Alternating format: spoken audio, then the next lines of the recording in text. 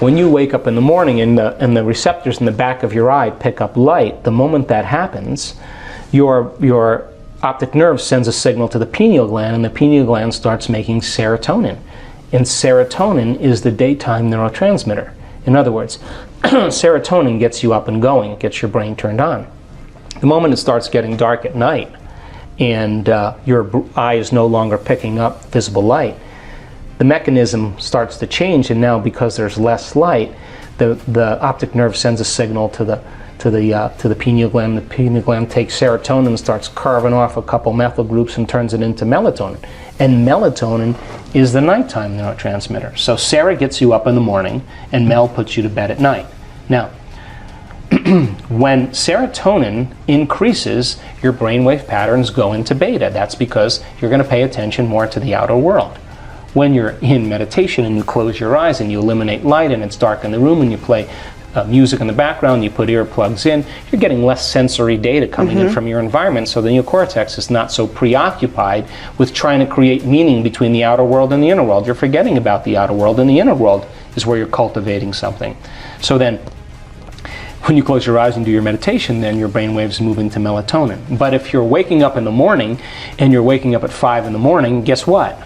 Your brain waves will probably be in theta or alpha. You're in your subconscious. You're past the beta thinking, right? We go to bed at night. I have friends that are artists and playwrights and musicians. They stay up till 2 in the morning. They love that 11 o'clock till 2 in the morning. They're in nighttime. They're in alpha. They got all these creative ideas. There's, me, I'm a morning person. I wake up.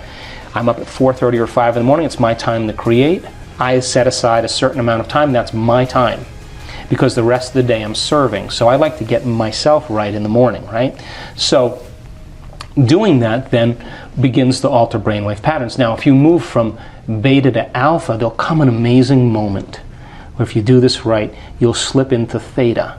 Now, theta is when your body is asleep, but your mind is awake. Yes. So think about this. If your body's asleep and you've conditioned it to be the mind through addictions or habits, the moment the body's asleep, it's no longer the mind. So there's no longer any resistance. And that's where instantaneous change takes place. If you go too far, you slip into delta, and that's called deep sleep and restorative sleep. And people say to me, well, I really can't meditate. And I say, really? Where do you meditate? Oh, in bed. Yeah, well, get out of bed. Get out of bed, because you're going to go right to delta. So then, what we noticed in our research, to finish that other thought, is that there comes a moment when you're in that coherent level of alpha that all of a sudden you slip into theta. And all of a sudden, when theta turns on, all of a sudden you start seeing this amazing change take place. And the body becomes so relaxed, and the energy centers, the sympathetic nervous system, switches on.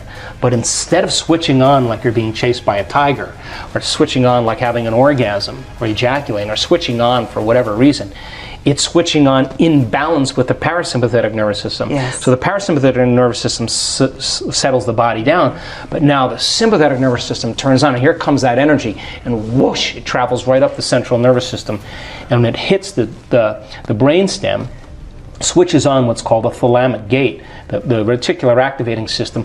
All that energy now hits the train station, the docking station where all the neurons go, and boom, it hits the neocortex, and now you're producing gamma brainwave patterns, and gamma brainwaves are super conscious brainwave patterns. In other words, the inner world is the real world.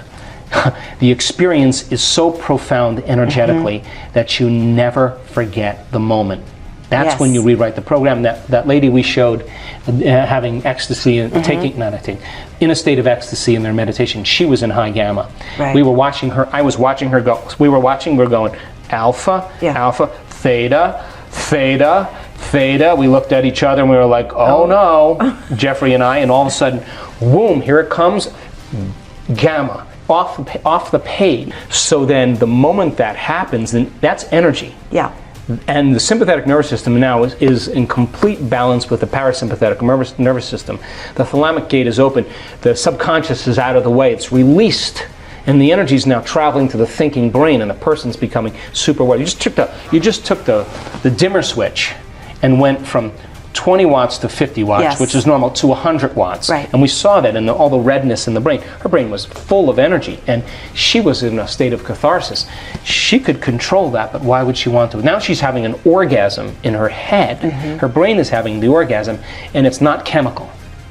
It's electromagnetic. It's electromagnetic. Now, here's what happens. The moment that happens, melatonin has to change. Now it starts turning into all of these amazing neurotransmitters. Melatonin is transmuted in the alchemical factory of the pineal gland, and it makes a chemical that is one of the strongest antioxidants known to man. In other words, just a little tweak on the melatonin molecule, and now you have an anti-aging, anti-cancer, anti-heart disease, antimicrobial, anti-neurodegenerative disease chemical that's floating through your bloodstream. That's like the first thing.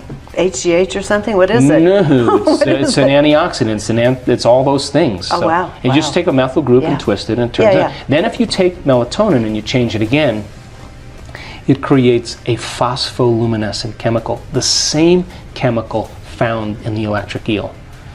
Now what is that? The neurons are just filled with energy, and there's a glow. And the neurons now are heightened, and they're storing energy, and that's what gives those colors and patterns during the experience.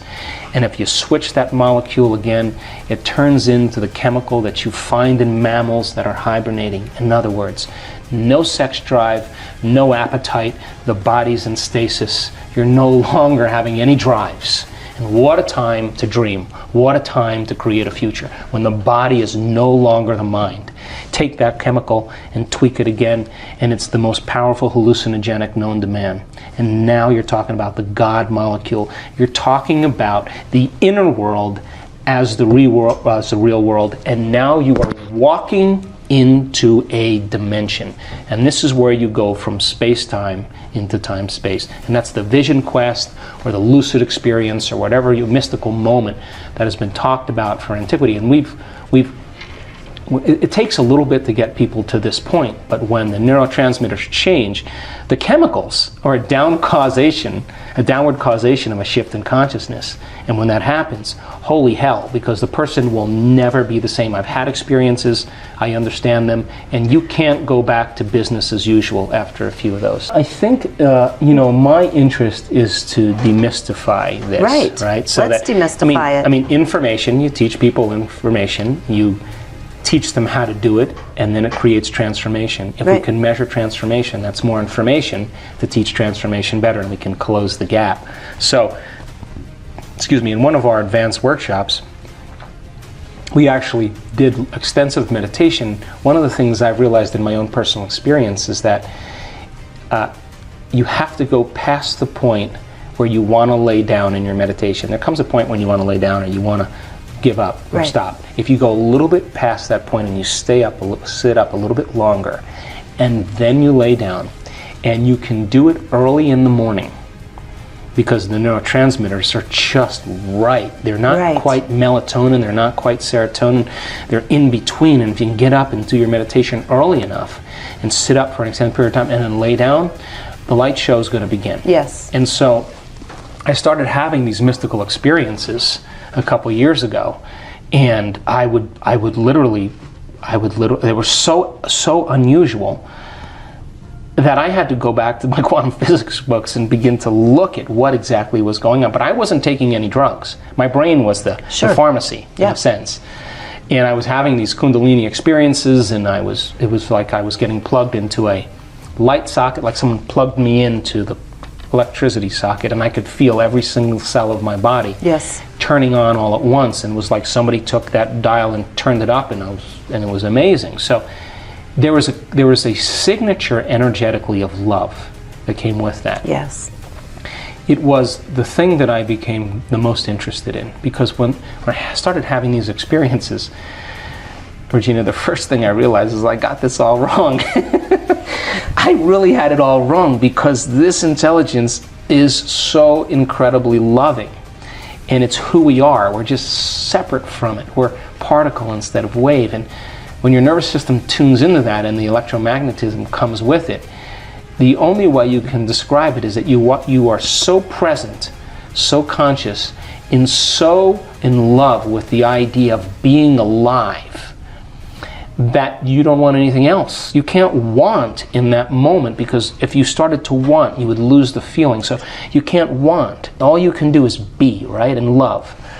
So I started having these experiences, and then I started thinking, well, maybe we should be able to teach this. So I started doing the research on the neuroendocrinology and what it took and the brain chemistry at the time.